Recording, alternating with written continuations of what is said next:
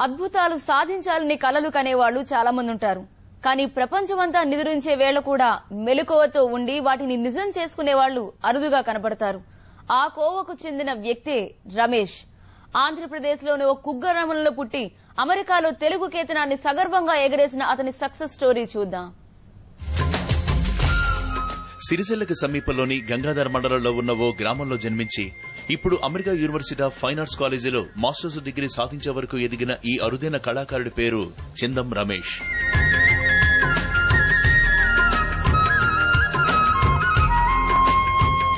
తల్లిదండ్రులు భూదేవి, శంకరయ్య.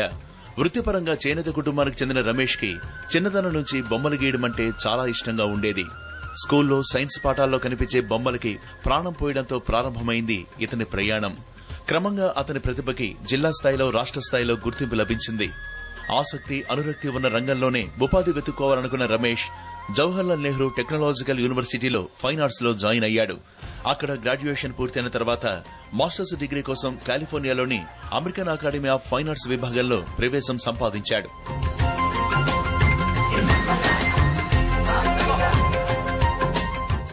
భారతీయతని ప్రధానంగా తీసుకుని సంస్కృతి అనే పేరుతో రమేష్ చేసిన ప్రాజెక్టు వర్క్ కి చాలా మంది నిపుణుల నుంచి ప్రశంసలు లభించాయి. ఒకవైపు చదువుకుంటూనే తాను గీసిన బొమ్మల ద్వారా సంపాదించిన డబ్బుల్ని ఇంటికి పంపిస్తూ తల్లిదండ్రుల రుణం తీర్చుకుంటున్నాడు. శాన్ ఫ్రాన్సిస్కోలోని ఆర్ట్స్ గ్యాలరీలో ప్రపంచ ప్రఖ్యాతిగాంచిన అనేక మంది చిత్రకారుల సరసన రమేష్ వేసిన బొమ్మలు కూడా మనకు కనబడతాయి. ఈ గ్యాలరీ నిర్వాహకుడు డేవిడ్ రమేష్ ని ప్రశంసిస్తూ తన సుదీర్ఘమైన కెరియర్లో రమేష్ లాంటి కళాకారుడు చాలా అరుదుగా తారసపడ్డారని అంటాడు. Ramesh is probably one of the best promising emerging artists that I've seen for a long time. ఈ ఒక్క కామెంట్ చాలేమో రమేష్ ఎలాంటి శిఖరాల్ని అధిరోహించాడో అర్థం చేసుకోవడానికి.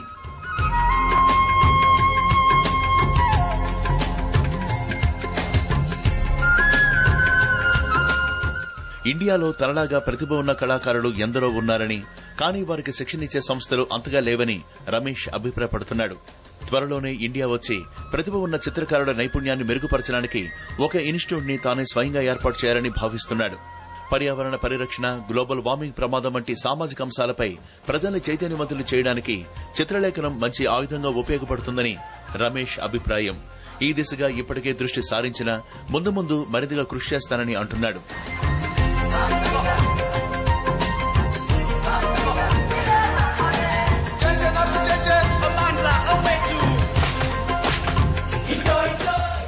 మాజీ ముఖ్యమంత్రి చంద్రబాబు నాయుడు, రాష్ట్రపతి అబ్దుల్ కలాం నుంచి సత్కారం పొందడం రమేష్ జీవితంలో మరపురాని అనుభూతి.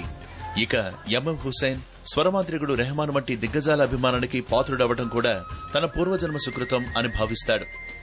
కళ కోసం కాదు, ప్రజల కోసం అన్న స్ఫూర్తిని ప్రతిబింబించే రమేష్ నిజంగా తెలుగువారికి గర్వకారణం అనడంలో అతిశయోక్తి లేదు. ఈ యువ కళాకారుడు మరిన్ని విజయాలు సాధించాలని, రాష్ట్రానికి, దేశానికి మరింత గొప్ప పేరు తీసుకురావాలని టీవీ9 మనస్ఫూర్తిగా ఆకాంక్షిస్తోంది.